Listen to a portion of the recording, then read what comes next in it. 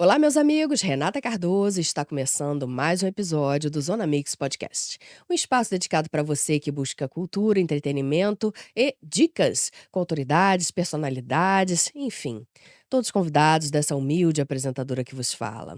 Hoje estou recebendo uma grande amiga de muitos anos, não vou nem comentar quanto tempo faz isso, senão a gente vai acabar denunciando a nossa idade. Brincadeira, como se nós tivéssemos problema com isso.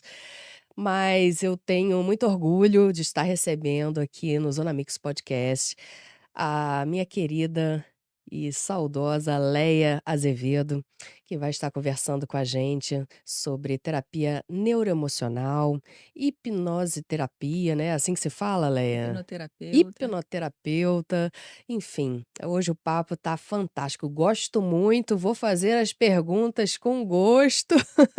Tá, seja muito bem-vinda, Leia. Obrigada, Renata. É um prazer estar aqui. E eu sou a Léa Azevedo, sou hipnoterapeuta, utilizo a hipnose clínica no tratamento de ansiedade, depressão, fobias e outras dores emocionais que nós vamos falar aqui, através da ressignificação emocional no inconsciente. E é um prazer, Renata, estar aqui com você depois de tantos anos. Oh, que fofo, Uma amei. amizade verdadeira a gente não É perde, né. verdade. E nós fizemos muitos trabalhos juntas e nós vamos falar um pouquinho, contar essa história aqui. Não, é, com certeza. Vamos começar explicando para as pessoas, porque também é um papo muito agradável.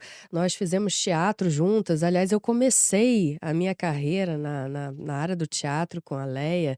Eu não sei se você chegou a fazer curso lá com Evê Sim, Sobral, Guga Galo, Surrey Saúde, sim. ali na Recadarte Produções, na Reca Lopes Trovão, no Isso no bairro de mesmo. Caraí. Você começou ali também? Sim, Então, minha primeira peça que eu participei foi Francisco e seus companheiros, que ficou mais de um ano em cartaz, depois foi para São Paulo, e aí você participou também desse participei trabalho, dessa né. produção. Muito bom. Nesse trabalho a gente precisava de um registro provisório, e para fazer, pra conquistar o registro definitivo, né, profissional, nós na época, né, através do sindicato, um grande apoiador da arte, né, o sindicato lá dos artistas, liberou que se nós fizéssemos mais alguns trabalhos com contrato, tudo direitinho, nós conseguiríamos um registro definitivo. E aí nós fomos fazendo outros trabalhos e fizemos outros trabalhos juntas também, né. No Alto de Sim, Natal, Auto de na Natal, Concha Acústica, na concha falecida Concha Acústica, que agora ali é um amplo espaço de um esporte. curta, Gravamos um curta isso mesmo, também, né, tratando sobre a doença do Alzheimer, né, um exatamente. curta digital instrutivo, foi muito legal, foi exibido na época na CNT, né, e agradecer aqui também as emissoras que gentilmente contribuíram aí para a divulgação dos trabalhos da gente. E fizemos também o Alto da Paixão de Cristo na Câmara Municipal Na dos escadaria Vereadores, nas ali, escadarias, isso né. mesmo. Gente, olha só, né, que Que fantástico. Foi uma época muito foi uma época gostosa. foi uma época fantástica, né, inesquecível pra gente, né, Não na tem nossa. saudade, não? Tem um pouco Porque, sim. assim, eu particularmente hoje eu utilizo meu Instagram fazendo umas brincadeiras, tratando mais essa parte de humor, fazendo meme, fazendo, dublagem, essas coisas. Então ali me satisfaz um pouquinho, né, que você faz caras e bocas, faz umas brincadeirinhas, então relembro dessa época de teatro. Aí eu não sei, você, busca essa conexão ainda com o passado até hoje? Busco, principalmente na terapia, eu tenho uma facilidade muito grande de aplicar a terapia. Nós vamos falar aqui como, através de um storytelling que eu tenho essa habilidade devido aos anos que eu fiz teatro, assim, muito interessante, Fantástico. Você sabe né. que eu era uma pessoa muito tímida, né. Então, assim, na escola eu não abria a boca. Se a professora tivesse fazendo chamada e ela falasse: "Renata Cardoso", eu me sentia aquela pessoa pequenininha, sabe, aquela cadeira pequenininha com todo mundo grandão, e eu levantava o dedo assim: "Meu Deus, por que que essa mulher tá chamando meu nome?". Eu falava E no muito. teatro eu fiquei, assim, literalmente sem vergonha. Eu falava muito, sempre fui muito falante, sempre fui muito, assim, de gostar de me expressar, e no teatro ele me deu uma. Falante sempre falou muito bem. Obrigada, É. obrigada. E eu tenho, assim, alguns cases, como eu já dei aula também depois disso, Renata, eu dei aula, assim, durante 10 anos de teatro na Ai, na que igreja que eu fazia legal. parte, e uma vez um adolescente ainda me falou assim: "Olha, eu decidi que vou fazer, direção cinematográfica, né, Uhum. por por sua inspiração. Eu falei assim: "Nossa", eu fiquei, né, aquilo, mas eu achei que não fosse, né, e ele realmente hoje ele estuda na UF, faz direção, faz produção teatral. Eu falei Que assim: "Que legal". legal. Então são algumas coisas que o alguns presentes que o teatro nos deu, né. Né, a responsabilidade da gente Isso. estar sempre exposta aí na mídia, nas redes sociais, sempre tem alguém que te admira, que te segue, que te tem como exemplo. Às vezes a gente pensa: "Ah, a gente não tem muito seguidor, a gente vai", mas tem um, 2, 3 ali que vai pegar aquela informação e vai levar para a vida dela ou dele, né. Então é uma responsabilidade muito Nós grande. inspiramos pessoas. Exatamente, Isso aí. exatamente. E aí a responsabilidade da gente estar sempre se posicionando devidamente, né, para que essa pessoa consiga realmente uma base produtiva para a vida dela. E é sobre isso também que a gente vai estar falando, né, Lé, porque você ajuda as pessoas, isso é um Isso. trabalho fantástico. Eu só quero entender como começou essa sua carreira na terapia neuroemocional. Bom, começou com uma insatisfação. Geralmente a insatisfação ela é necessária, a gente não está satisfeito com o ambiente que estamos vivendo. Eu sempre trabalhei CLT, como auxiliar administrativo, depois como gerente de clínica, até que chegou um momento que foi com o marco foi o falecimento da minha mãe, em 2017, em que eu falei assim: "Eu não quero mais trabalhar CLT, agora eu vou viver os meus sonhos", então eu fiz uma formação em coaching, trabalhei como coaching um tempo, e depois eu conheci um grupo de pessoas que fazia, né, o inteligência curso de inteligência emocional, conheci outros coaches, e aí eu me associei a esse mundo, que é um grande mundo do desenvolvimento humano, desenvolvimento pessoal, e fiz a formação de terapeuta neuroemocional com hipnose clínica. A principal ferramenta que eu utilizo hoje é a hipnose clínica e a PNL, que é a programação neurolinguística na ressignificação emocional. E o diferencial desse tipo de terapia é que nós podemos ressignificar, é um trabalho profundo em menor tempo de tratamento. O paciente ele não precisa ficar meses e anos ali para resolver um problema de fobia, de ataque de pânico, depressão, ansiedade, e também o trato de casais. Relacionamentos. Relacionamento, principalmente porque um casal ele quando está em conflito, geralmente há muitos traumas ou traumas que foram desenvolvidos no relacionamento, traumas do relacionamento, ou traumas da infância prévios, anteriores, que bloqueiam as pessoas, né. Então a gente trata para depois o relacionamento em si é a última coisa. Primeiro a gente trata a mente da pessoa que está sofrendo, que bloqueia, que faz com que ela haja de forma disfuncional. É, eu sempre toco muito nesse assunto, porque afinal de contas foi um diferencial na vida de todo mundo, que é o fator pandemia, né.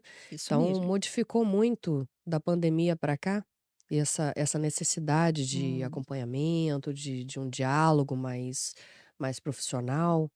Muito. A pandemia, ela veio assim como houve crise, né, em muitos negócios, pessoas, empreendedores ficaram parados, não puderam trabalhar.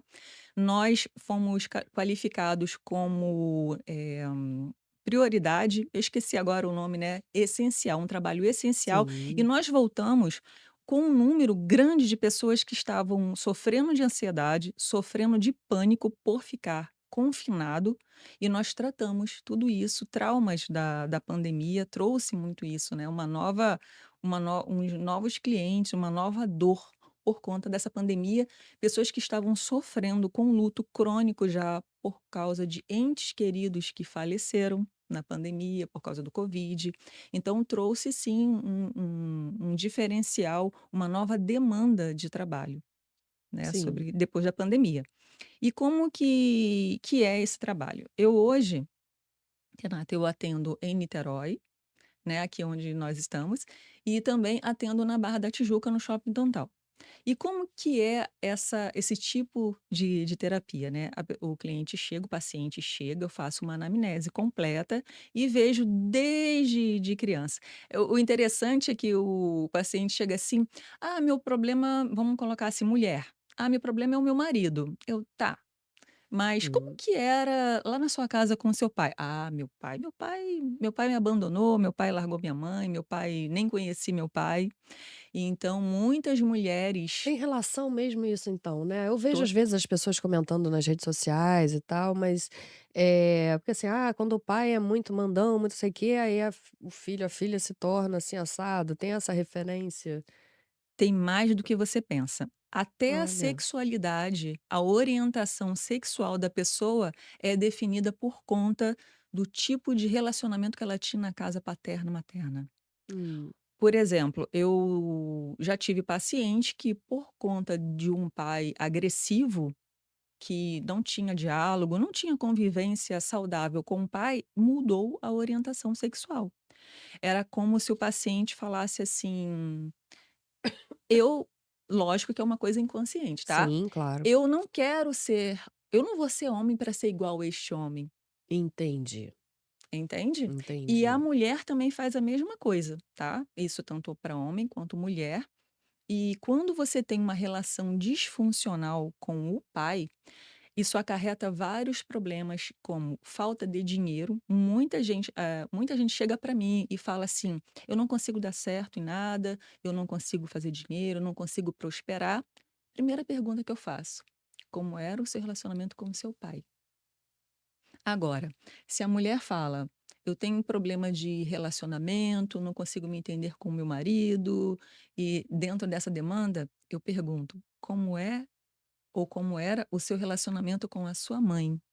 Porque a mãe traz problema, não é que a mãe traz, né, um relacionamento Uhum, disfuncional com a mãe, ele traz problemas no relacionamento, porque a mãe é relacionamento. A mulher que é mãe, a dona de casa, ela é amor, é acolhimento e é relacionamento. E o uhum, pai é direção, é visão de futuro, e o papel do homem é ser provedor. uhum. Então, quando ele falha nisso, os filhos vão falhar até ressignificar esse problema. Olha, que coisa. E Sim. agora com essas novas famílias que estão sendo formadas, como é que fica a cabeça dessas crianças, né, não sei se é geração Z, enfim, como é que a gente pode estar chamando. Você acha que esses relacionamentos mais abertos, né, você vê aí família com, 2 ou casais até, Homoafetivo. homoafetivos, Uhum. como é que você vê, essa situação, esse relacionamento, como é que essa estrutura emocional nesse relacionamento? A tendência é ser, problemática, mas eu vou falar assim, aqui a gente não está Não fazendo, é, né, não não tem é preconceito, eu trato porque assim, a gente está partindo todos. da premissa que Uhum. antigamente, né, o relacionamento padrão era homem e mulher, Sim, né. E hoje nós vemos até muitos casais homoafetivos que são super felizes e adotam crianças, enfim, fazem sim, até, dependendo da situação, em caso de mulheres, inseminação artificial e vivem bem, e a criança sim, é feliz, né. A gente até lógico que existe muita crítica em cima disso, mas é aquele negócio, né, se, até, né, os casais homoafetivos adotam, porque os héteros, abandonaram, isso né. mesmo, abriu espaço. Então, abriu espaço e houve quem desse amor, né. Uhum, Então não é uma crítica, a gente está fazendo uma análise isso. de comportamental de relacionamento, dos relacionamentos atuais. Eu não sei se você já fez esse tipo de, né, pesquisa, análise, enfim. Mas se você tem algum posicionamento a Sim, respeito disso, aí a gente pode dividir aqui com os nossos espectadores. sim. Nós temos que entender que nós somos corpo, alma e espírito, né. O homem, Sim. assim como existe a trindade, que é Deus, né, Deus Pai, Filho e Espírito Santo, nós também temos corpo, alma e espírito. Então nós estamos falando aqui de alma. É a alma que adoece, né, então é a alma que através de um relacionamento disfuncional lá com o pai e com a mãe, ela vai adoecer, vai gerar os traumas, as fobias, pânico, e em uma família, uma nova família que é composto de 2 pais, né, 2 pais ou 2 mães, enfim, pode acontecer que se o relacionamento daquela família for bom, a alma, ela não sofra tanto. Uhum. Pode acontecer do espírito sofrer, a questão de um conflito que aquela criança ela vai ver que todo mundo tem papai e mamãe, né, todo mundo Uhum. nossos coleguinhas todos têm mãe e pai, por que que eu tenho 2 mães? E meu pai, quem é o meu pai? E então esse conflito que é um conflito meio que social, ele pode se transformar em uma dor da alma por conta disso, porque faz Uhum. comparação. Assim como, não sei você, eu já sofri muito bullying no colégio, tinha apelidos, né, e Ah, tudo apelido mais. quem nunca, né. É. Mas E nunca me afetou isso não, sempre levei na brincadeira, sempre foi na zoação. chegou um momento que eu fui afetada assim, depois eu É. resolvi, né, descobrir o Aham. segredo, que é só você fingir que não tá ligando, que aí É, eles esquecem. é. Então, essas crianças que são criadas nessa formação de família, pode sofrer uma influência externa, Hum. né. E assim, eu sou cristã evangélica, tá, eu trato de toda a crença, se vier de qualquer crença, matriz africana, ateu, também orientação sexual. Aliás, um dos pacientes que eu mais amo, né, ele tem uma orientação se é um rapaz que tem uma orientação sexual diferente também, e eu amo, foi dos meus primeiros, eu tenho um carinho muito grande por ele, se ele me ver, ele vai saber que é ele, né, que eu sempre menciono. E assim, eu trato sem distinção, não faço acepção de pessoas, mas sim, tem alguns problemas na alma e no espírito também por conta dessa comparação que a criança cresce: "Eu sou diferente, por que que a minha família é diferente?". E aí os Uhum. colegas, eh, ficam no colégio fazendo um bullying por causa disso. É, eu na época do meu caçula, no meu mais velho não, mas na época de escola do meu caçula, eu percebia muito, assim, que tinha muito mais pais separados do que pais juntos. Ficou quase uma questão, assim, rara você ver relacionamentos duradouros e tal. Por N motivos, enfim, que não cabe aqui a gente estar falando, mas, cada relacionamento, cada caso é um caso. Mas o fato é que os pais não estavam mais juntos e, tipo, a maioria eram de pais separados, né, ou o pai que levava para a escola, ou a mãe que levava para a escola, enfim. E aí eu percebi aquela geração, né, diferente.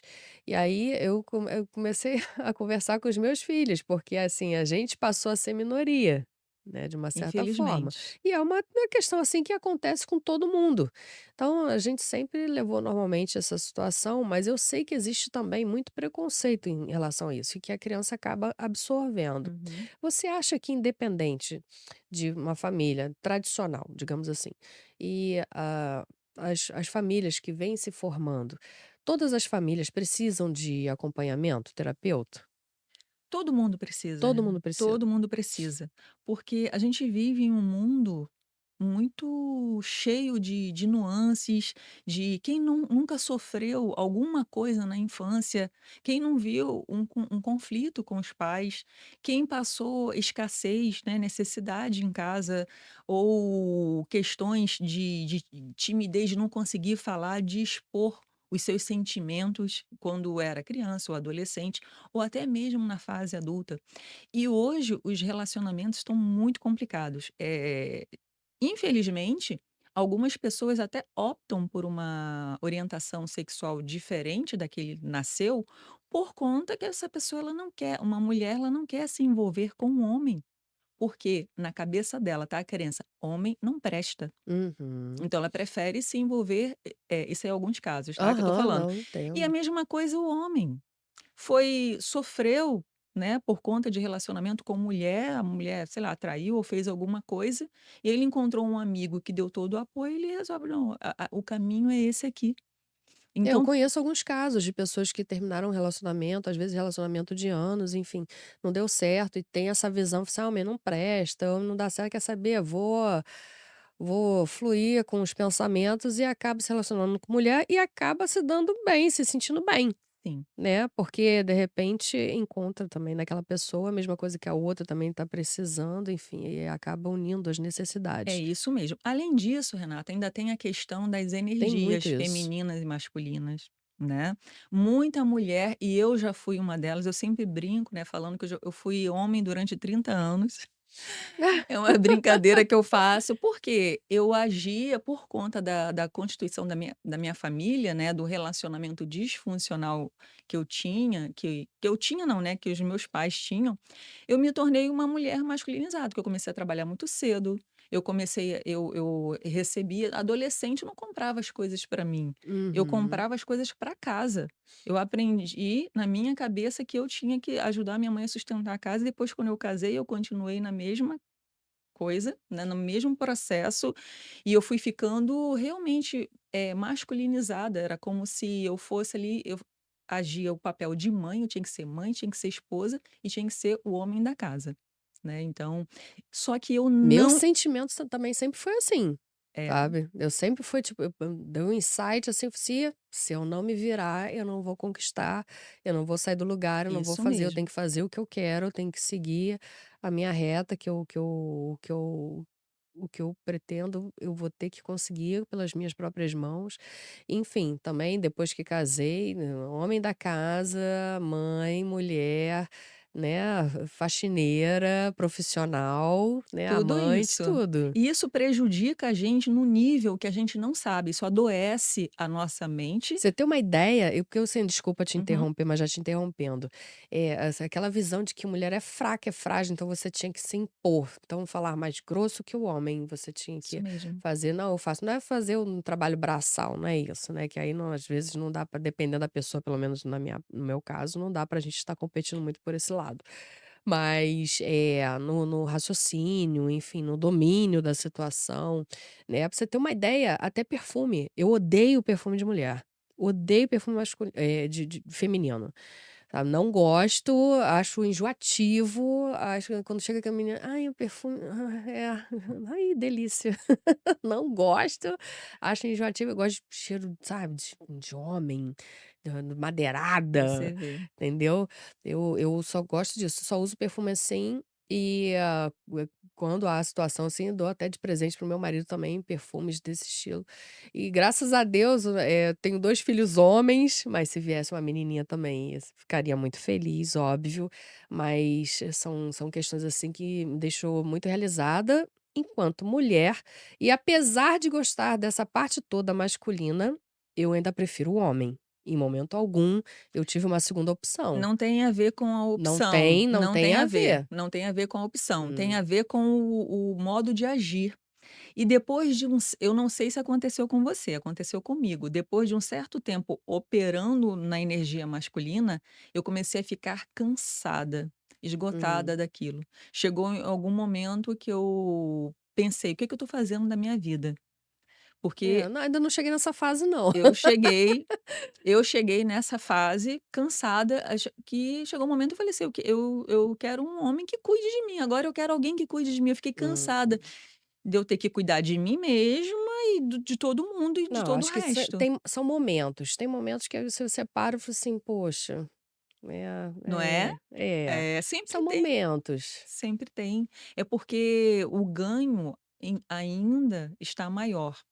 Então, a maioria das mulheres que operam na energia masculina, elas acabam desenvolvendo doenças psicossomáticas, que eu chamo de Hum, psicossomática, tipicamente femininas. E o que é uma hum, psicossomática?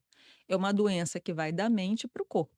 hum. É o a famosa doença emocional. Aham. Então, quais são as doenças psicossomáticas das mulheres que operam na energia masculina? Ai meu Deus, deixa eu ver se eu tô com alguma coisa aí. Doenças na área tipicamente feminina, que é o ovário, o Hum, útero, quem tem endometriose, tem ovário policístico, tem mioma. Eu, por exemplo, eu operei mioma, eu tirei o é. útero, que eu, né, eu tirei geralmente a pessoa que tem problema com o pai, o lar disfuncional com o pai ou com a autoridade masculina. E quem é a autoridade masculina? Um marido ou um relacionamento que a pessoa é quem a pessoa dá aquela entrada dentro da alma dela, do coração, Uhum, tá? Pode ser o marido ou pode ser outra pessoa. uhum. Então, essa mulher que tem problema com isso, teve relacionamentos abusivos durante muitos anos ou disfuncional com o pai, ela vai desenvolver essas doenças na área, né, de reprodução, Uhum. tipicamente feminina, e até câncer de mama. A maioria Sim. a maioria teve problema com a autoridade masculina. E e Eu nó ouvi a doutora Teresa Cipreste falando sobre isso, que o câncer de mama estava 99% relacionado com traumas relacionados ao relacionamento com homens. sim, Relacionamento conjugal, digamos assim, né. porque nós, foi criado Adão e Eva, né, um complementa o outro. E a palavra diz que Deus falou assim, que sejam um, né, a partir deste momento somos um. Então você é um enquanto você está na casa do teu pai, você tá totalmente ligada ao seu pai. Ele é o primeiro homem da vida de uma mulher, o pai. E qual a Uhum. função dele? Ser provedor, cuidar da mulher, fazer garantir que ela se sinta protegida. E infelizmente não é isso que, né, a gente está vendo por Uhum. aí, né, em muitos lugares. Então a mulher ela não tem a provisão, ela não tem o cuidado que ela precisa, ela não tem amor, ao contrário, às vezes é abandonada pelo pai, e vem as feridas emocionais, né, a rejeição, o abandono, a humilhação, tudo isso. Então a gente carrega muita coisa da nossa casa paterna. E quando a mulher ela tem um relacionamento disfuncional com o companheiro, a mesma coisa, durante muitos anos. É verídico falar que você busca no seu relacionamento amoroso uma imagem, paterna? Sim, a mulher busca no homem a figura do pai, ou que ela teve, ou que ela idealizou, que ela queria ter, tá, mas só que inconscientemente ela busca exatamente igual o pai. Porque eu já vi mulheres procurando no homem alguém totalmente o oposto do pai, porque ela não gosta do pai. Nossa, Né, sendo que acaba, quando vai ver as características deste homem, são muito parecidas com o do pai. Isso é inconsciente. inconsciente, né. E a mulher que ela sofre, por exemplo, o pai batia, era tipo, como hoje está falando muito narcisista o pai, ela Uhum. vai acabar se relacionando com alguém com essa personalidade, Olha. tá. E o homem busca a mãe. Né, o homem Uhum. busca a mãe, a figura da mãe. Se o homem tem uma mãe que foi muito mandona, rígida, tudo mais, ele vai buscar uma mulher mandona e ele não gosta. Olha, que Ele não loucura, gosta, hein. ele vai reclamar que a mulher é mandona, alguns, né, alguns vão aceitar, mas ele busca a figura da mãe. Então, daí já começa Mas as aí não dizem que não tipo, tem muita gente que fala assim: "Ah não, se o homem te ver como a mãe dele, você cai fora, porque você não é mãe, você não tem que tomar conta, você não tem que fazer isso e aquilo". isso é comportamento. Tem a personalidade da pessoa. Exemplo, eh o seu filho você tem um filho, não é isso? 2. 2 filhos. O seu filho casa, vamos supor que você é uma mãe rígida, mandona, daquela que segurava mesmo, que fala: "Ah, faz isso, tal, tal, tal", mãe general, É, desse tá? jeito. General. E aí, ele pode buscar uma mulher com o seu temperamento, do seu jeito, mandona, brigona, mas essa mulher, ao mesmo tempo, é uma mulher feminina. Sim. Ela vai deixar ele ser homem. E vai Uhum. tratá-lo como homem também. Não necessariamente ela vai ser a mãe dele que vai ele lá jogando vai ficar jogando videogame, né, lá e ela Aham. levando o pratinho de comida e fazer nhe-nhe-nhe, né, aquela só falta apertar na bochecha, assim, não é, mulher é mulher, ela tem que ser feminina, ela tem que um dos nossos deveres, né, como mulher, é servir, né, o nosso Uhum. marido, assim como o dever dele é prover para nós, né, então casa ali direitinho. Não necessariamente vai ser procura na mãe, mas alguém que se comporte como mãe. Infelizmente tem mulheres que se comportam como mãe, É assim verdade. como maridos que se comportam como pai, né. Então a gente começou a falar sobre isso, sobre quem precisa de terapia, Uhum. é todo mundo. Autoconhecimento, como você vai saber o seu tempo, como você age, como a sua mente funciona se você não fizer terapia. O vídeo no YouTube ele não fala tudo, ele não diz tudo. Né, Uhum. então é necessário. E a Até terapia que até porque cada pessoa tem uma história, né, então fica sim, complicado você tentar uma ajuda nesse nível nas redes sociais. exata e tem muita gente que acha que viu 10 vídeos por dia de psicólogo, já está tratado, Ah, meu né, Deus. já está tratado, e não está. Eu tenho um paciente que ele tem uma equipe de assim, eu sou a hipnoterapeuta, ele trata com psicólogo também e com neurologista, né, e parece: "Nossa, esse cara é todo fe", não, ao contrário, ele está muito bem. Desde que ele começou com nós 3, eu sou a última, né, então aí ele falou: "Nossa, minha psicóloga tem elogiado muito, o meu neurologista tem elogiado diminuindo os remédios, fazendo desmame, porque eu agora estou tratando o sono dele, Hum. através da hipnose clínica, recuperando a glândula pineal, que é a glândula que produz a melatonina, né, e através da indução hipnótica", e ele tá, assim, maravilhado com isso. Então, a gente só fala em ansiedade, depressão, pânico, e eu trato também muitas mulheres que sofreram abuso, Uhum. abuso sexual, eh, em casa, às vezes por pai, por irmão, por tio. É, sempre são os mais próximos da família, Eu né. sou uma defen eu sou hoje eu defendo que não se deve deixar a criança dormir em lugar nenhum. Eu sou assim, hoje eu sou uma defensora disso, de tanto ver histórias no consultório. Pessoas que foram abusadas por vizinhos, por amigo, da família e parentes, né. Uhum. Então acho que papai e mamãe tem que não pode deixar a criança. Ah, eu tive um fato há muitos anos atrás, enfim, fui dormir na casa uns conhecidos e tal, e aí de madrugada a pessoa chegou e aí tentou alguma coisa, eu parei na mesma hora, levantei e tal, e aí fiquei desconfortável de falar com a esposa, né, porque aí ela levantou, foi ver, enfim, era novinha, devia ter uns 12 anos. E era da família, enfim. E aí a minha revolta em si não era nem pelo que tentou fazer, né, mas pelo comportamento, da minha mãe que tentou defender.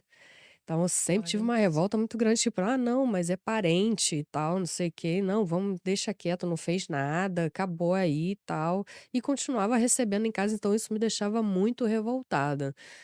Então assim, o meu pai eu sempre tive uma imagem, assim, maravilhosa, meu pai nunca encostou o dedo em mim, meu pai nunca levantou a voz pra gritar comigo. Meu pai sempre foi parceiro, sempre foi amigo, sempre Bom, foi, me instruía das coisas, me avisava dos perigos da família da minha mãe na época também, enfim. Que sempre tem, né, aquelas coisinhas de família. E aí, enfim, sempre tive ele como uma base, né, pra minha vida inteira, porque foi uma pessoa e que eu admirava, que fez, né, estudou, conseguiu estar no patamar que conseguiu na época, né, por esforço, era um excelente profissional, e sempre foi um pai maravilhoso. Então sempre tive essa imagem dele. Infelizmente já faleceu, já tem mais de 20 anos, né. Agora já da minha mãe eu já não tenho muito essas características positivas, e aí eu, falando aqui, né, até abertamente com as pessoas, eu sempre botei na minha cabeça: "Eu nunca vou ser a mãe que eu tive". e aí, como é que foi? Tá sendo fantástico, porque eu estou Hum. realizada enquanto mulher, Aham. enquanto mãe, né, que eu tenho certeza que a minha parte eu tô fazendo. É lógico que a gente não é 100%, né, isso eu aprendi também. Uhum. Assim como a minha não foi Ninguém. 100%, eu É. também não sou 100%. A gente sempre faz tudo pra agradar, mas nem sempre tá agradando, né, nem sempre tá fazendo correto, nem sempre tá fazendo certo. A gente faz tentando acertar, né. Mas, eu me sinto muito confortável e me sinto, leve, né, foi assim, por não fazer as mesmas coisas, né. E primeiro de tudo que eu trouxe para o meu relacionamento com os meus filhos, assim, eu tenho que proteger minha cria. Olha que Na minha cria interessante. ninguém encosta. Olha que interessante, você teve um modelo de pai que você passou a seguir esse modelo de mãe baseada no seu pai.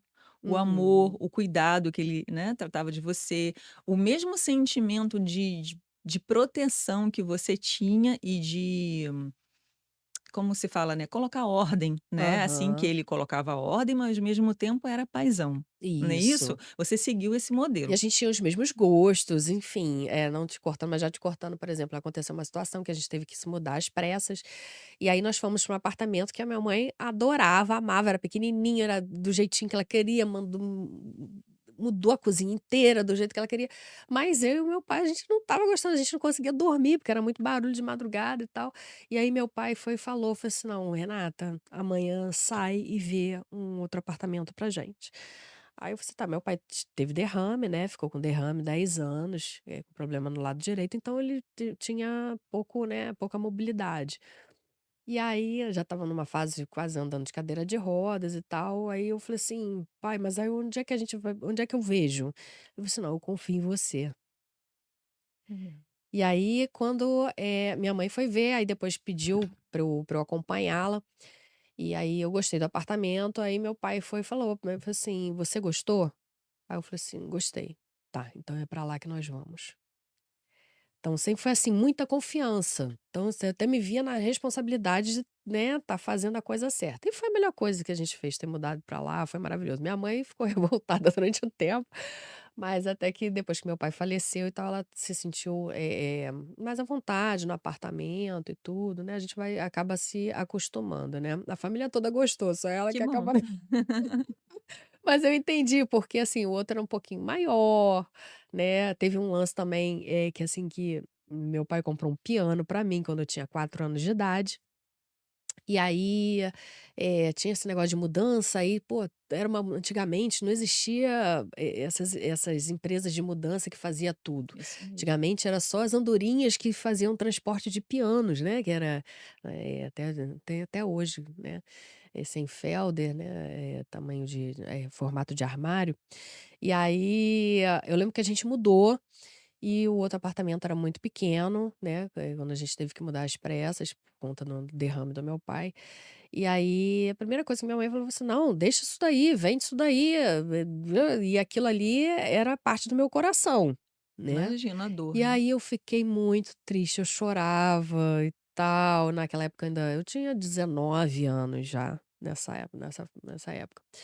Eu saí da Presidente Baca, fui morar na Avenida Roberto Silveira, e aí ela não queria fazer mudança de jeito nenhum no piano, não queria o piano, não queria o piano na sala, e eu falei assim, aí meu pai me via chorando, eu falei assim: "Não, manda trazer o piano dela, manda trazer o piano dela, traz agora, traz agora, não, chora não, chora não". Aí não podia me ver chorando, que ele chorava junto, Que tadinho, ele fofo.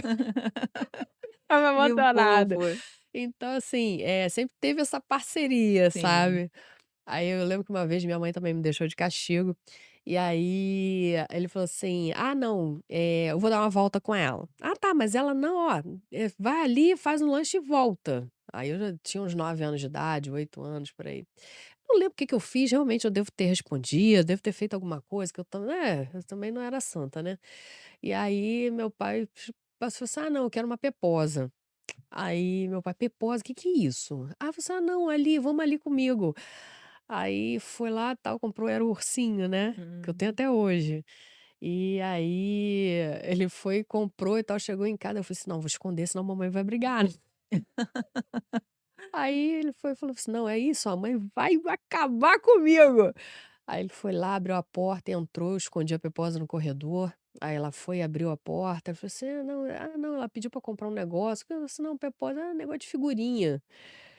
Aí daqui a pouco tentei entrar escondido, né, com a caixa, mas não deu certo, né, Não ela deu pegou no certo. flagra lá: Que é isso?". Aí meu pai levou o sabão, mas enfim, ele era muito parceiro, sabe. Sim, mas aí ele preferiu ficar na linha de frente, né. É, exatamente, aí me protegendo e tal. Então eu tenho essa imagem, né, muito positiva, né, desse relacionamento de parceria e tal. Mas sempre busquei relacionamentos onde eu pudesse estar, pelo menos parcialmente ou totalmente no comando. Sempre. É, porque o teu modelo é o teu pai. Eu já não tive essa oportunidade, porque o meu pai, ele era assim, meu pai não brigava comigo, nós fomos 4 irmãos, né, 4 filhos no caso, sendo que um é falecido, hoje somos 3. E assim, meu pai brigava com os meninos, batia, naquela época batia Ah, muito, né, batia, naquela época. é. Nossa. E meu pai nunca encostou a mão em mim, nunca me deu um tapa, né, ele deixava a minha educação por conta da minha mãe. Hum. Né, e eu lembro as lembranças que eu tenho do meu pai, eu com 4, 5 anos, ele me botava no ombro dele ou na garupa dele, ele saía no bairro, ele tinha prazer de estar conversando com os amigos dele, comigo, junto com ele, de me mostrar era a filhinha do papai também. Aham. Me levava na praia, minha mãe não ia, ele me levava na praia sozinho, até que um dia, ele atravessava o canal de Itaipu para Camboinhas, a nado comigo nas costas. Meu pai Meu nadava muito. Deus. Aí não, tá tranquilo, Ah, pra meu lá e pai não pra era cá. atleta assim não, eu quase afoguei meu pai na piscina do Clube Central, Não, meu pai trepando nas meu costas pai era um dele. peixe e eu tive um irmão, né, o falecido, né, que é falecido também, que nadava muito também, nadava muito. Então e fazia. Aí um dia ele estava conversando, largou da minha mãozinha e eu fui a querer com 5 anos atravessar o canal sozinha também. Entrei no canal sozinha. E Jesus. aí eu lembro pouco, né, mas eu lembro da corrente de sentir a correnteza me jogando para o mar, e pra mim, eu nem sabia onde que eu estava, até que eu senti uma mão, assim, na minha perna me puxando, era o meu pai, veio e me salvou, né, o meu herói, me salvou, Muito mas bom. me bateu. Mentira! Ai, meu A pai. culpa era minha, né, de 4 ou 5 anos, já a culpa era minha, tipo, hoje eu penso: "Gente, onde que ele por que que" eu acho que o desespero dele foi tão grande que ele, né, descarregou nisso, né, me dando Aham, uns tapa, mas era assim, né, no bumbum, né, que ele me dava tapa, ele não me batia de machucar, nada disso. aham. Foi a única vez que eu lembro de ter levado uns tapas do meu pai, porque ele falava assim: "Fica aqui perto", e tinha que ficar. Só que, né, 4, 5 anos. Então eu fui me Uhum. afastando, fui afastando. Só que depois, quando eu fiz 14 anos, meu pai saiu de casa e ficou ausente, a gente parou de se falar, teve problema na família, e a minha mãe era a mãe rígida, a mãe que educava, o meu Uhum. modelo de familiar que mais predominou foi a minha mãe. E eu repeti todos os comportamentos disfuncionais da minha mãe dos meus filhos, né. Uhum. Eu não tinha o autoconhecimento, eu não sabia quem eu era. Minha referência de mãe era minha mãe. Então Uhum. muita coisa que eu poderia ter evitado de fala e até mesmo de ações, de bater, de castigo, eu reproduzia tudo que ela fazia. Agora nós falamos sobre quem precisa fazer terapia, né. É lógico que eu precisava fazer terapia para saber quem eu sou, qual era a minha identidade, que modelo eu poderia seguir, saber a minha personalidade, que eu fui saber já era, né, já Uhum. pouco tempo atrás, né. Aí você Então chegou a fazer terapia na época, não? não cheguei a fazer terapia, não cheguei a fa porque quando eu entrei para a área do desenvolvimento e da terapia, que eu fui conhecer este mundo, os meus filhos já estavam adultos. Foi coisa, assim, Hum. de 6 anos atrás, né, já Olha. estavam adultos. E aí eu conheci, me apaixonei, porque pensa, hoje uma terapia tradicional para tratar uma síndrome do pânico vai levar de 1 a 2 anos. E isso se o psicólogo for bom mesmo para a pessoa ficar ok. Dentro de uma terapia com hipnose clínica, que a gente acessa o inconsciente e ressignifica a causa, o que causou aquela síndrome do pânico, aquele ataque de pânico, a gente faz às vezes em uma sessão, Renata. É mesmo? Às vezes em uma sessão.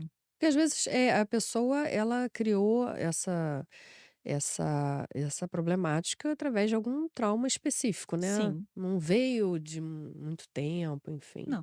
Términos de relacionamento ou adolescente que teve problema na escola, ou problema. Eu tratei um que ele já não saía mais de casa. Ele tinha Caramba. dificuldade de sair na porta da frente de casa, assim, né, não saía de dentro de casa.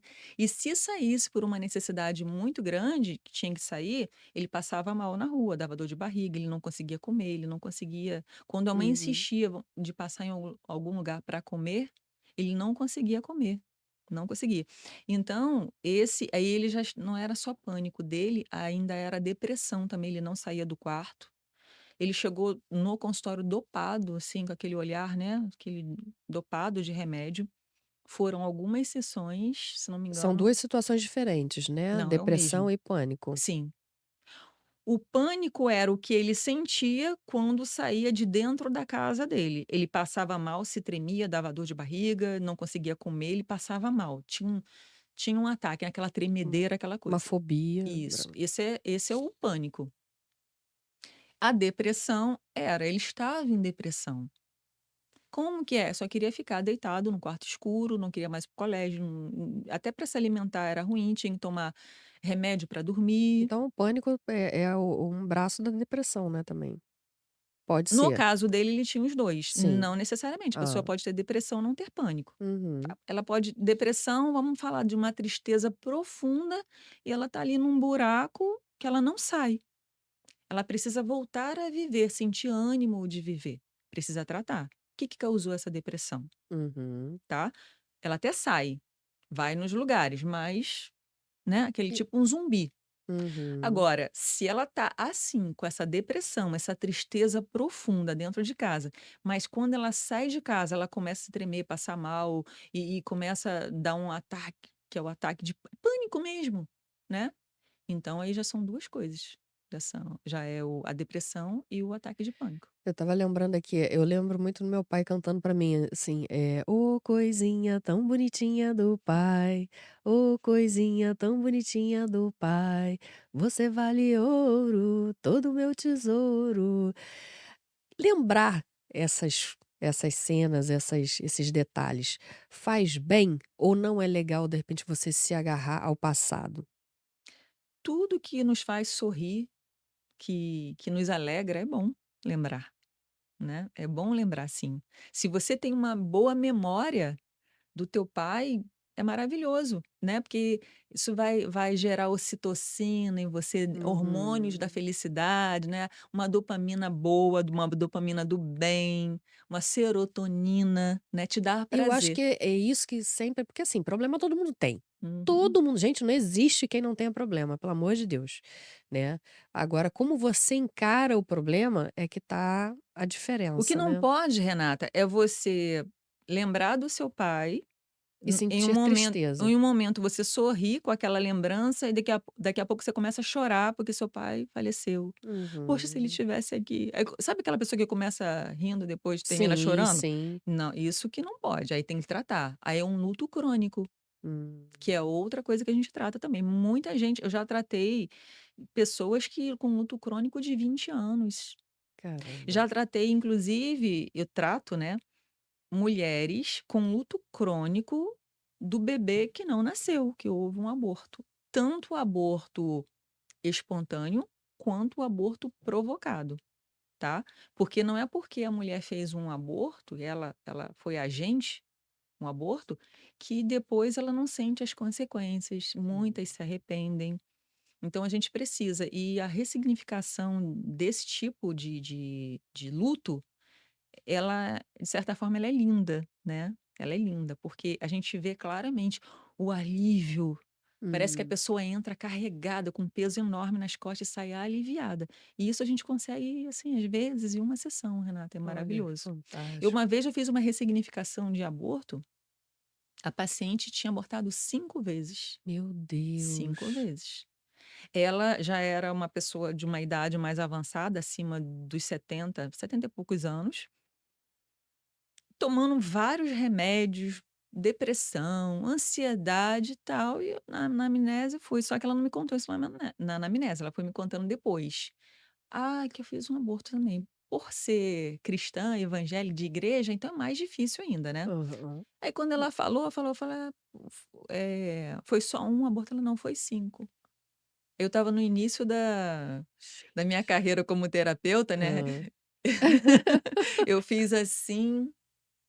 Mas, graças a Deus, sabe, eu tenho uma eu acredito, né, para quem acredita, o Espírito Santo ele tá sempre ali comigo. Sim. Ele me orienta, me dá direção, e até hoje não tem falhado essa direção. Então, parte da terapia ela é ciência, tá, mas pelo menos no que tange a mim, parte é orientação de Deus, né, o fazer, né, então assim, é muito gratificante, eu amo.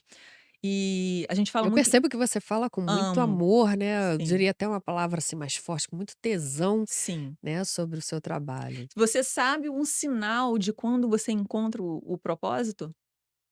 Alguém porque muita gente fica assim: "Ah, qual o meu propósito? Eu tenho que achar o meu Aham. propósito". A gente não acha o propósito, é o propósito que acha a gente. E Uhum. qual é o sinal mais forte disso, para você que quer achar o seu propósito? O seu propósito é aquilo que você faria, de graça. Se dinheiro não fosse problema para você, você faria de graça. Você, assim, e feliz, não seria um peso, Renata. Eu Uhum. acredito que esse podcast, o Zona Mix, seja um dos seus propósitos, porque você Sim, também com faz com certeza. prazer. Isso aqui é um filho seu. Quando Uhum. você olha para o teu ofício, para tua profissão, às vezes não é a profissão, é outra coisa, às vezes o propósito da pessoa é ser mãe, dona de casa, Sim, e tá tudo bem. exatamente. Quando aquilo traz alegria, prazer e você não vê a sua vida sem estar fazendo aquilo, este é o seu propósito. E tenho certeza que eu encontrei o meu. Esse é um, né, Que porque eu também sou bom. mentora de mulheres, tenho uma mentoria online, né, digital, e tem outras coisas que a gente faz, né, dentro do marketing digital. Eu sou formada em marketing digital, né, então Multifacetada, né? isso me facilita muito, né, na venda, na divulgação do meu É ótimo, trabalho. com certeza. Não é o meu propósito o marketing digital? Não, não é, mas me ajuda muito. Uhum. Então, a terapia ela sempre vai fazer parte, seja como mentoria, vai chegar um dia que talvez eu não atenda mais o 1 a 1, né, Uhum. no consultório. Mas as minhas meninas, as minhas mentoradas, porque, inteligência emocional, autoconhecimento, saúde emocional feminina e os porquês. Quando a gente começou, né, família disfuncional, o temperamento, todo mundo precisa saber os porquês. Como eu funciono, as pessoas não sabem como a mente É funciona. verdade. As pessoas não têm noção do potencial que tem para ser feliz, Sim. né. E existe algum profissional que indica o seu trabalho ou a pessoa que, de repente, sente a necessidade, acha que está precisando, né, de um acompanhamento, pode ir direto a você? Como é que funciona esse vínculo de paciente, e Como que ele profissional? o paciente chega até a mim? Isso.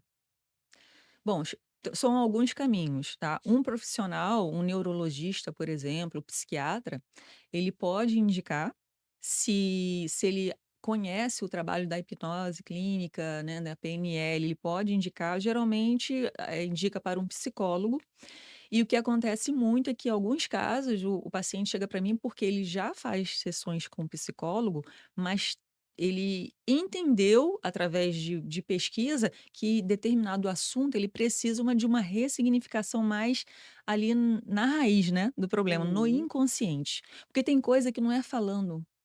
Vai ficar sessões e sessões falando, conversando, com ferramentas ótimas que a psicologia tem, mas eu digo assim que um psicólogo, por exemplo, ele é o clínico, a clínica que trata, vai tratando. E é ótimo. Tem paciente que chega para mim e fala: "Ah, Léia, tô aqui fazendo com você, eu preciso sair do meu psicólogo?" Eu: "Não, de forma alguma, continua com o acompanhamento com o seu psicólogo." Eu sou a cirurgiã, Hum, eu vou abrir eu vou abrir, vou tirar o trauma, vou costurar e vou te devolver para o teu psicólogo, né, é outro tipo de fantástico. trabalho. Então vem através de indicação, vem através de anúncios patrocinados, né, que eu faço através do marketing digital, então eu faço, anúncio no Google Ads, no Facebook Ads e tem o meu Instagram também que eu posto ali, resultados, eu posto depoimentos, então E as as pessoas pessoas entram, buscam, buscam, né, ali por na busca, chega até o meu Instagram, no meu Instagram tem um link para o WhatsApp, então a pessoa vem, né, geralmente por essas explica um faces. pouquinho, sobre essa questão da PNL, da hipnose, acho que como é que é esse tipo de tratamento? E qual a funcionalidade dele? Como é que acontece? Porque esse negócio de hipnose, acho que às vezes as pessoas têm uma outra visão, né, Sim. e hoje como base de tratamento, é importante poder diferenciar os benefícios que podem estar causando para as pessoas. Sim, em primeiro lugar existe o hipnólogo e o hipnoterapeuta. O hipnoterapeuta, o próprio nome já fala, é um terapeuta. Ele vai tratar de toda a dor emocional, a parte de autoconhecimento, é uma terapia mesmo. Só que Uhum. uma das ferramentas é a hipnose. A outra ferramenta que a gente utiliza é a PNL, a programação neurolinguística, né? E isso que você falou é interessante porque existe a hipnose de palco, né, você vê no YouTube, é gente Aham. comendo cebola com gosto de sente o gosto de maçã e se sentir ali paralisado. Ah, se eu quisesse eu poderia deixar a pessoa, né, plantada no chão, não conseguir mexer a perna, esquecer do nome. Isso é hipnose comum. Mas você faz isso também, não? Também, eu sei Ih, fazer. Jesus, Não, não, que não, eu perigo! sei fazer, mas eu não aplico Não no paciente, aplica. não aplico. Aham. Só se me pedir muito, mas eu vou fazer depois que terminar o tratamento também, porque eu não Entendi. gosto de misturar uma coisa com a outra. Aí terminou o tratamento, quer fazer uma brincadeira, a gente pode fazer, mas não é a minha prática no consultório. Minha Hã. prática no consultório é, como que funciona a hipnose junto com a PNL, tá. Você fala assim: "Léia, eu sofri um abuso quando eu tinha 10 anos de idade, eu sofro de ansiedade, depressão, eu não consigo, firmar em nenhum relacionamento, porque eu não confio em homem", enfim, uma série de problemas. E aí, eu vou colocar depois dessa anamnese aí na prática, né, na prática, Uhum. você tem uma maca. Você vai se deitar nessa maca, eu vou induzir você, primeira coisa, um relaxamento profundo. A gente começa um relaxamento, é muito agradável a sessão, tá? Hum. Então, para quem está ouvindo assim, você não esquece, a mente, né, a memória não é apagada, o paciente interage, né, O com a HD é o mesmo, terapeuta. né? Como? O HD é o É o mesmo. mesmo. Eu pergunto, o paciente responde, ele só está de olhinho fechado e relaxado, um Aham. relaxamento que, assim, é muito poderoso. A partir desse relaxamento, as suas barreiras mentais, ela não é que cai, né, a gente consegue um acesso melhor à sua mente, à sua memória inconsciente. E o que é a memória inconsciente? É aquela memória que está lá, mas você não fica lembrando dela o tempo todo. Exemplo, tem um trauma, sofri abuso, você não fica 24 horas lembrando disso, tem algum momento que você Uhum. lembra, você fica assim triste, daqui a pouco aquilo passa, né. Uhum. Só que isso inconscientemente está afetando a tua saúde, afetando os seus relacionamentos, você faz de forma inconsciente. O que é de forma inconsciente? Você dirige, Renata? Dirijo. Às vezes já aconteceu de você dirigir, tá dirigindo, tá no WhatsApp, tá conversando, tá ouvindo música e É, vai que fazendo. certos amigos não escutem isso, mas sim, né, quem nunca? Quem nunca, né? Sou uma pecadora.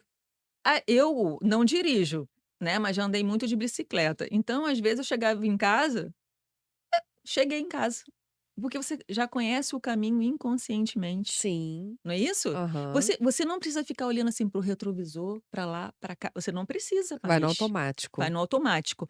Esse automático é inconsciente. Você falar: "Vai no automático" ou é inconsciente, é a mesma coisa. E o que é o inconsciente, né, são quando você tem um problema, são problemas que estão no piloto automático, você não coordena mais, está fora do seu córtex pré-frontal, né, que gerencia a sua mente, você não consegue gerenciar. Então, uma pessoa que foi assaltada, por exemplo, na rua, apontaram um revólver, quando ela toda vez que ela passa lá, aciona um gatilho, dá uma coisinha aqui. Sim. Eu fui assaltada ali.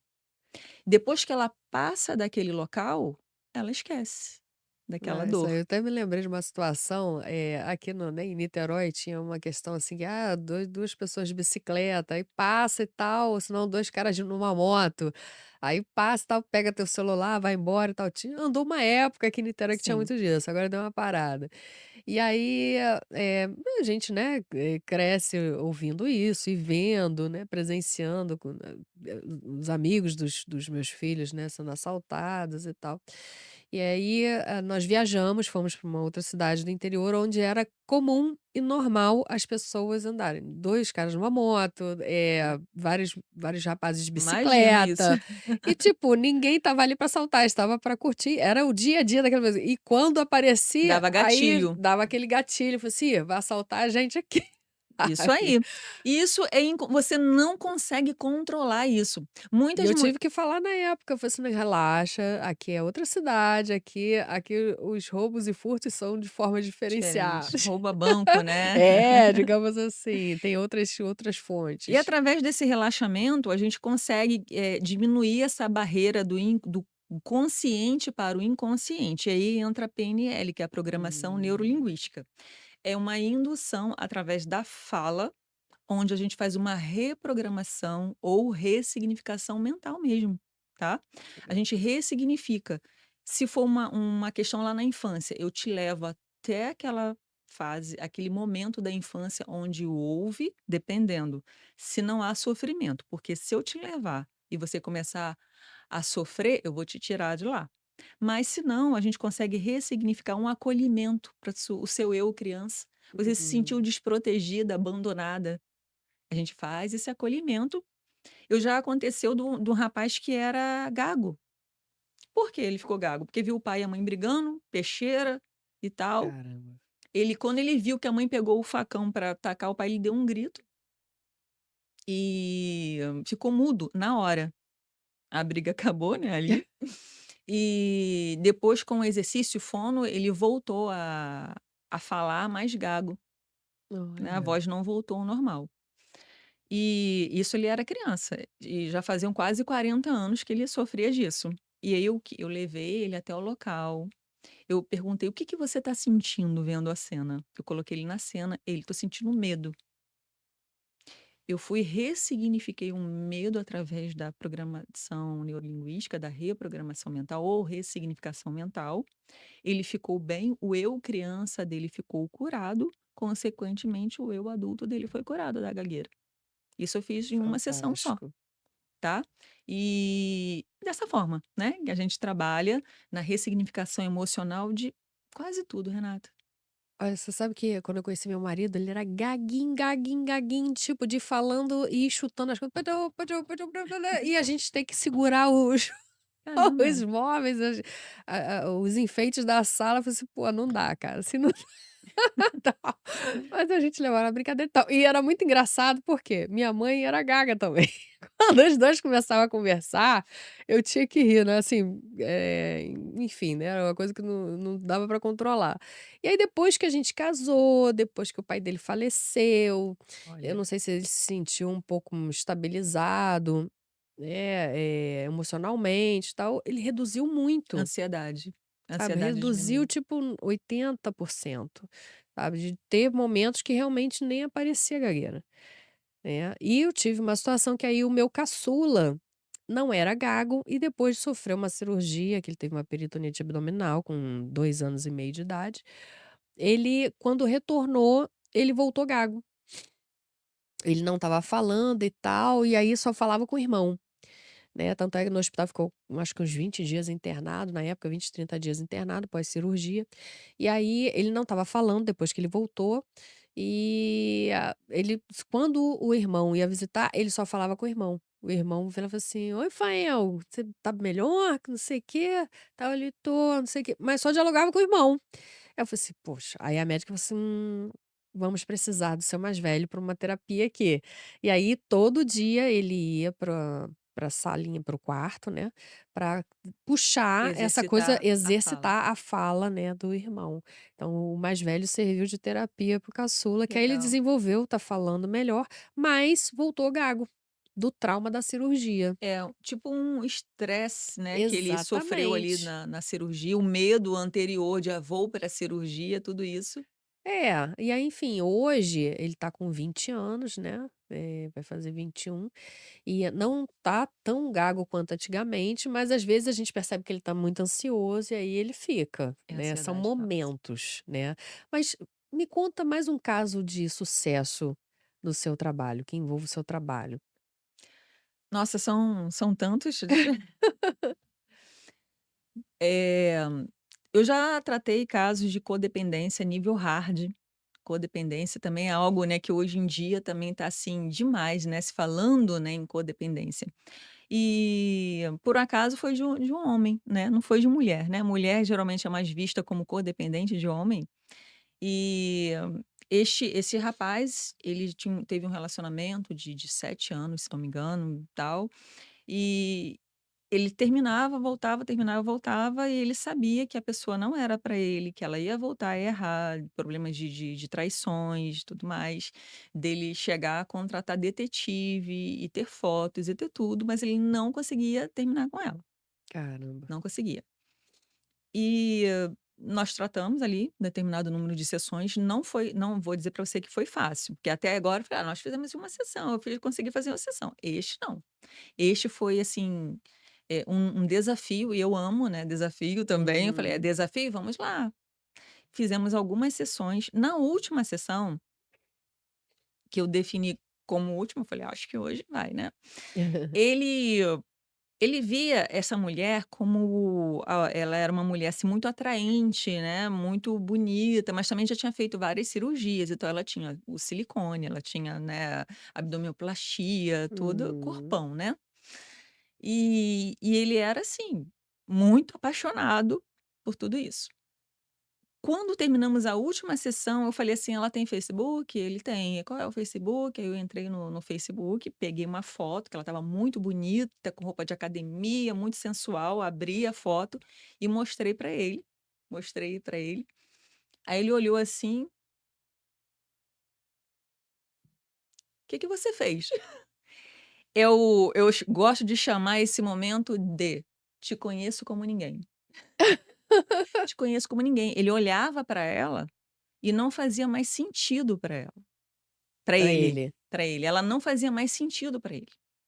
Mas foi um trabalho de hipnose? Foi um trabalho de hipnose, com PNL, com reprogramação mental.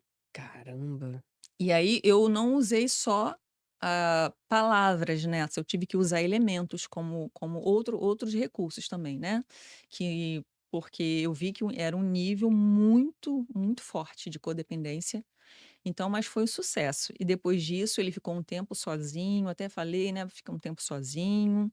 Ele ficou e hoje está namorando uma menina ótima, feliz, já Ah, pensando em que casar, bom.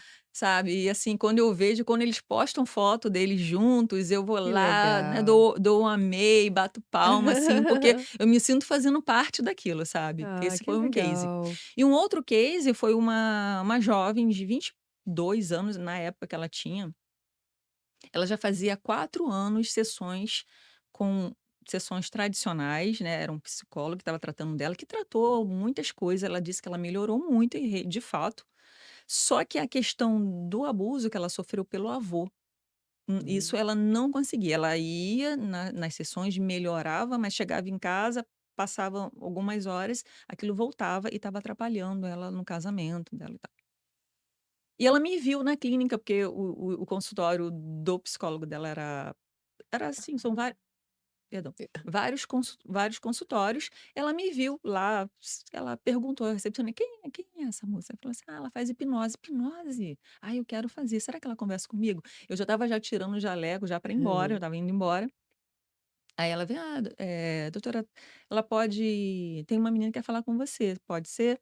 Eu: "Pode". Aí ela entrou, conversei com ela, aí ela falou assim: "Você faz hoje?" Eu já estava Aí eu: "Gente, eu tenho na idade mais nova que a minha filha, né, na época, né". Assim, eu falei assim: "Faço sim, eu vou te esperar". Ela: "Ah, então eu vou fazer a sessão", olha só, "eu vou fazer a sessão com o psicólogo, que já tá na hora, aí depois que eu sair dele eu volto aqui, tudo bem?" Eu falei: "Tudo bem". Esperei. Ela fez e nós fizemos, né, nós fizemos e depois que terminou a sessão, Renata, peguei ela era o avô, ela não ia mais em reuniões de família que ele tivesse, final de ano, nada. Onde ele estivesse, ela não ia mais, ela não aguentava nem sequer olhar uma foto dele, Olha. assim. Hum. Aí vamos fazer, assim, a foto. Aí botou ela cadê a foto? Tem Facebook, ela fazia assim, né. Aí quando ela botou lá, ela fazia assim, fez assim, olhou, olhou, olhou. Que que que aconteceu aqui? Famoso "te conheço como ninguém", né. Não causa mais ranço à pessoa, não causava mais esse mal-estar que ela sentia, ela Uhum. poderia inclusive, se ela quisesse, óbvio, participar lá de uma reunião de família, um aniversário de alguém, um final de ano, não precisaria conversar com ele, voltar a ser neta, netinha, nada disso, Uhum. mas ela poderia conviver no mesmo ambiente, É porque a né. gente romantiza muito os relacionamentos de família, a Sim. gente precisa parar de romantizar. Uma vez eu ouvi o padre Fábio de Mello falando sobre isso, Uhum. né, eu sou católica, já fui mais praticante, mas hoje eu guardo algumas bases. E ele fala sobre isso, que não é porque é parente ou é consanguíneo ou é muito próximo da família que você tem que aturar uma pessoa que te faça mal, te faz mal espiritualmente, faz mal, Sim, né, enquanto pessoa até tenta ficar toda hora te prejudicando. Você não tem que ficar aturando aquilo, né, a gente tem até imagem, antiga, o exemplo de Jesus Cristo é que ofereceu outra face. Nós não somos Jesus Cristo, pelo amor de Deus. Nós estamos aqui para tentar fazer a nossa parte e ser feliz. Eu penso muito assim. E, as coisas acontecem muitas vezes dentro da família.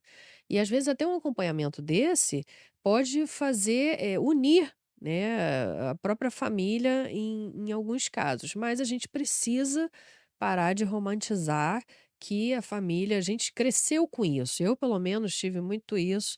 Pensar, ah, não, mas poxa, familiar, vamos esquecer, ah, é amigo. Tá, tudo bem, vamos perdoar.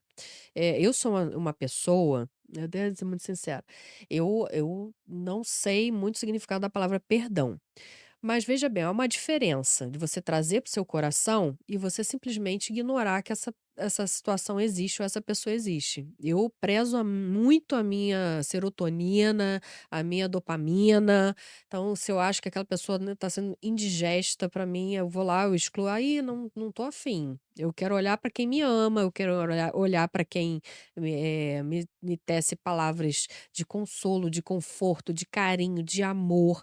Que eu acho que tem tanta gente para dar tantas coisas boas, por que que eu Sim. vou dar valor para aquela ali que tá, sabe, tentando me catucar de alguma forma, porque é ela que deve estar infeliz, né, que É, tá a perdendo o pessoa não tempo tá feliz dela, né, consigo mesmo. preocupado com a vida dos outros. A gente que fica muito exposta nas redes sociais, na mídia, eu trabalhei com televisão há muito tempo, né, agora a gente tem aí esse vínculo através, né, não só do podcast, através né, das outras redes sociais, e você fica muito exposto.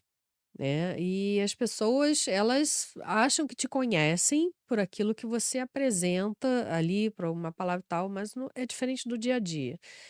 E, fazem vários julgamentos, né, então pra gente que está muito exposta, tem de tudo, Tem. tem de tudo. Eu só E aí você tem que absorver é, o que é de positivo, senão aquilo te estraga. Né, o que aconteceu com muitos artistas que depois que foram, pra televisão e tal, passaram um processo de sim, depressão, sim, sim. porque tem muita gente má, Muito. tem muita gente má nas redes sociais que Mas gastam seu tempo principalmente para tentar inveja, fazer o familiar mal. familiar tem inveja, né, Muita daquilo coisa. principalmente eu.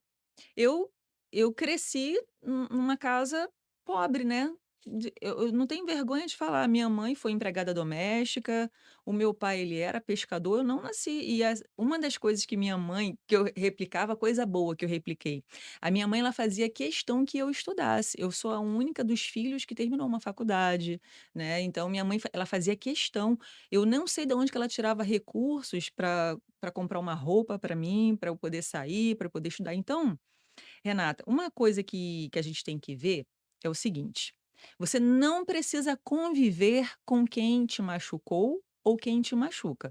Isso é fato, não precisa conviver.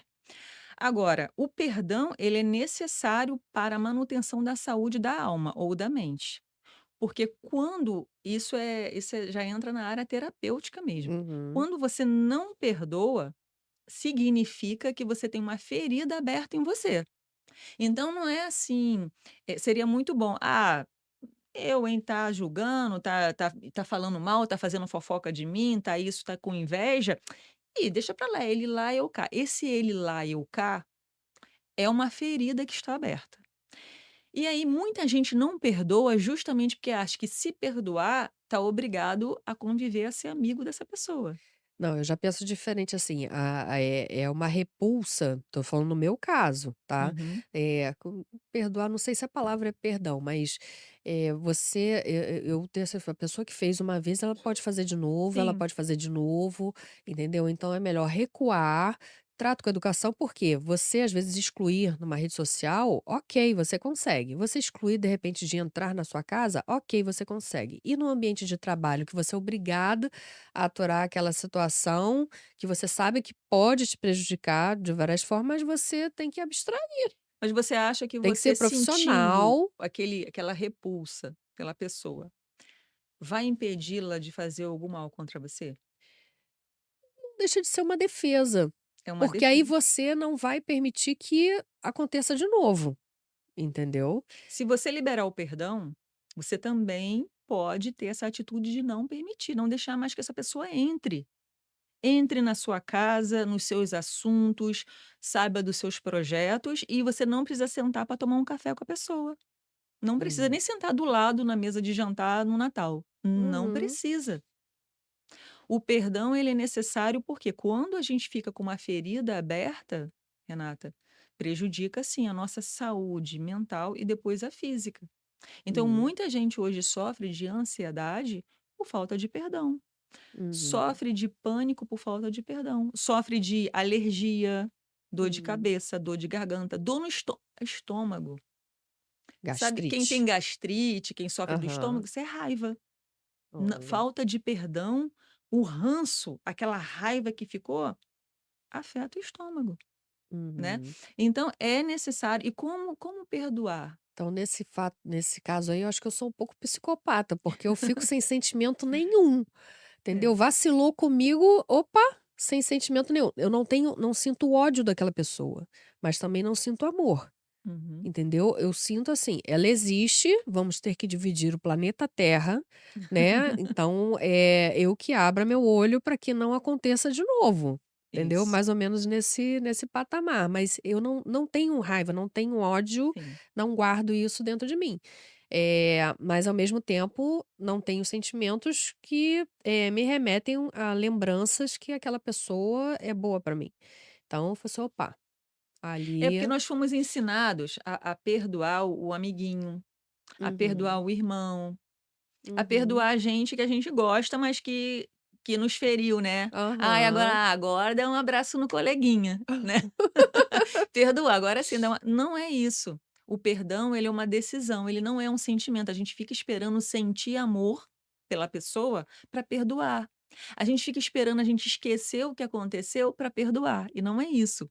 Porque o perdão, ele não é um sentimento, Renata, não é. Você nunca vai talvez sinta amor por aquela pessoa que Uhum, você perdoou. De certa forma, se você perdoá-la, quando você perdoa, você está se amando. Porque o perdão é para quem perdoa, não é para o outro. O outro não vai ter benefício nenhum com o seu perdão. Inclusive, você não precisa chegar para a pessoa e falar assim: "Ah, eu te perdoo". Não precisa. uhum. Seria bom? Seria, se você quiser voltar ao convívio. E normalmente, dependendo, pode até ser que isso aconteça a longo prazo, que você olhe para a pessoa, aquilo que ela fez Ah, não passou. significa mais nada. É, Não significa acontece também, é acontece. raro, É, mas não acontece. significa mais nada com os anos, porque quando você liberou o perdão lá atrás, aquilo vai sendo curado dentro de você, a longo prazo. Quando chegar 10 anos depois, o famoso "te conheço como ninguém", adoro. Então, Renata, o perdão é para você, é para fazer bem para você, para sua saúde, para te liberar e para você cumprir o mandamento, porque a palavra de Deus diz, né: "Perdoai para ser perdoado". Então, nós gostamos de falar que nós somos filhinhas de papai, que Uhum. Deus é nosso pai, que eu sou uma pessoa boa, eu não bebo, não fumo, não roubo, não, né, então eu vou para o céu, e não é assim. Ah, eu já sei que eu já perdi meu pedacinho do céu já tem um tempinho. Não senhora, não senhora, não senhora. E aí, a gente precisa é mandamento, a gente precisa perdoar para nós sermos perdoados, porque todos nós erramos, né, Renata? Sim, Quantas vezes você já nossa, errou com alguém? nossa, Eu também, muitas né. vezes. Então, aí a gente quer o perdão de Deus, a gente quer o perdão de Deus, que é o nosso Pai. E aí como que você pode pedir se você não perdoa o outro? E o perdão é decidir, você chega assim: Eu decido perdoar aquela pessoa que me lesou, roubou a minha empresa, me deixou na miséria". Ou nós que somos mulheres, aquele homem que me traiu, que fez, que aconteceu, me Uhum, deixou grávida, sozinha, muitas mulheres uhum, passam por isso. sim, Eu decido perdoar.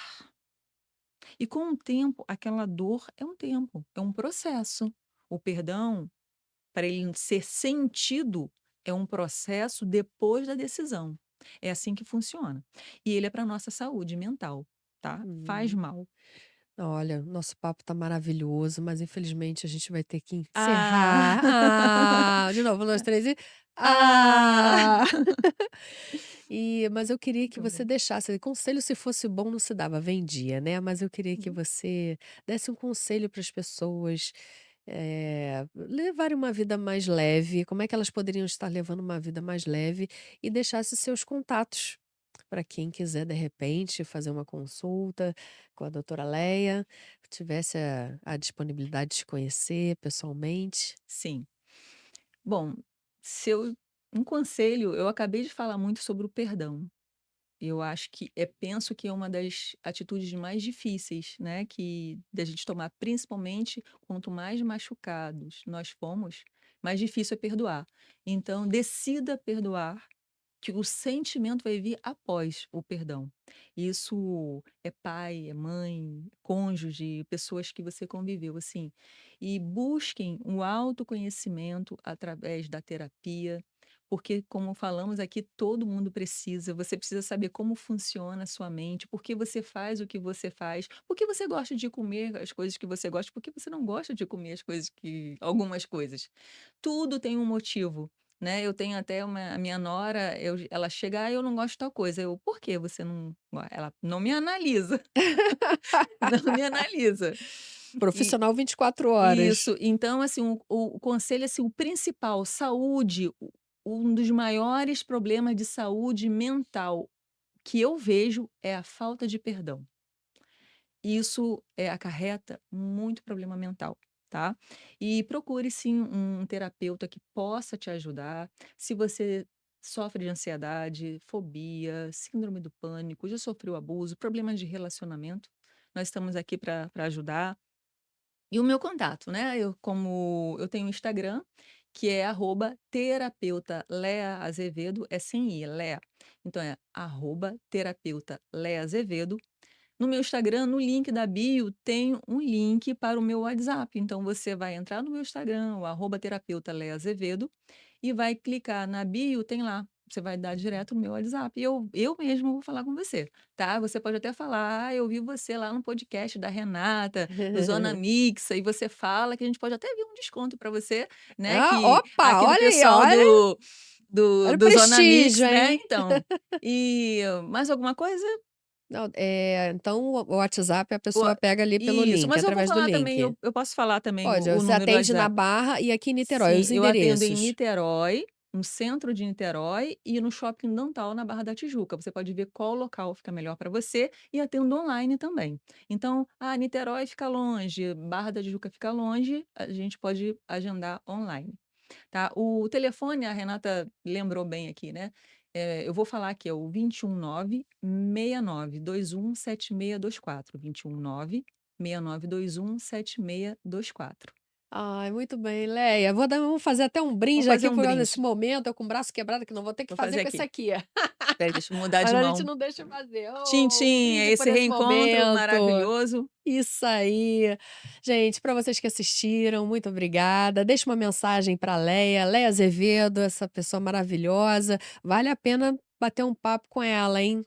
Tá? Você precisando ou não, acho que vale muito a pena. Esse momento hoje foi fantástico. Eu gostei muito, aprendi muito. Já estou até pensando, de repente, ver um horário com ela também.